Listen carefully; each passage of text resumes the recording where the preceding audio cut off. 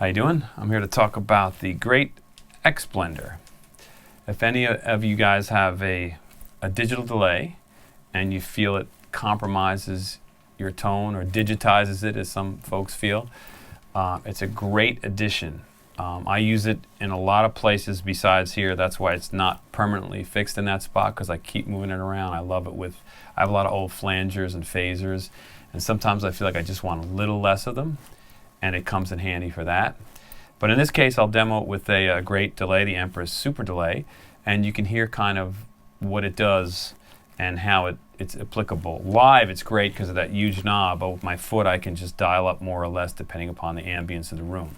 But in the studio, when I want to sort of simulate my wet-dry thing and I want to print it right on the track with the amp, you can hear how it sounds. So that's kind of halfway point. I have the mix all the way up on the Empress. So I'm going to turn this down, and you can dial in as little as you want, which is kind of something that a lot of the delay pedals you get in those very small areas to almost off. If you just want to touch, it really kind of disappears, or it's on right away. This is much smoother taper, so you can have all kinds of like nice sounds.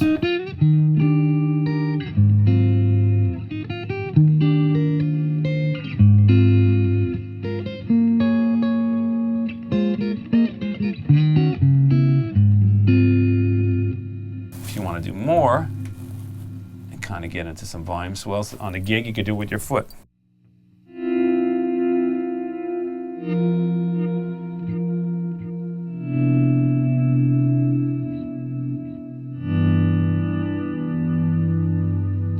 If you want to have some shorter, faster kind of delays and you want to brighten them up because you have a tape emulator or a real Echoplex and you want to have a little more, you have a little something like little sounds coming in and out.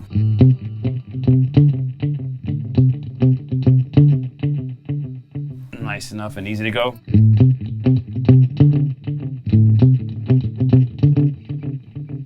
Down to really low if you want to be out of the way, but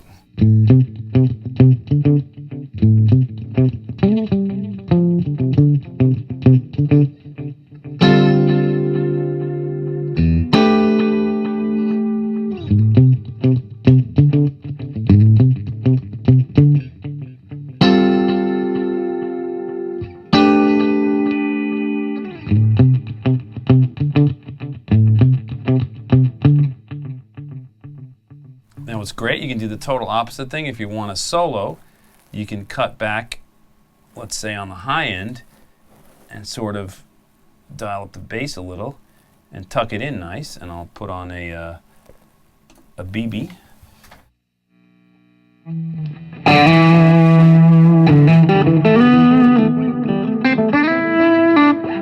Dial it back a little. It's a little hot.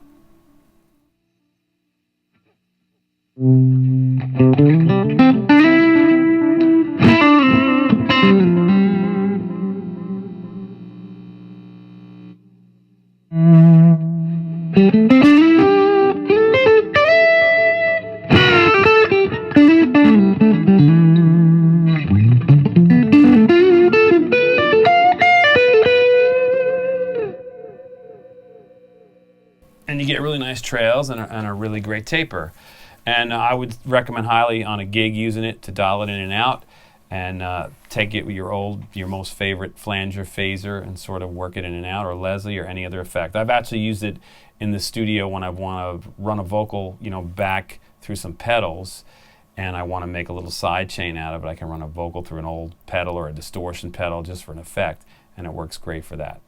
So check it out, Xotic X Blender.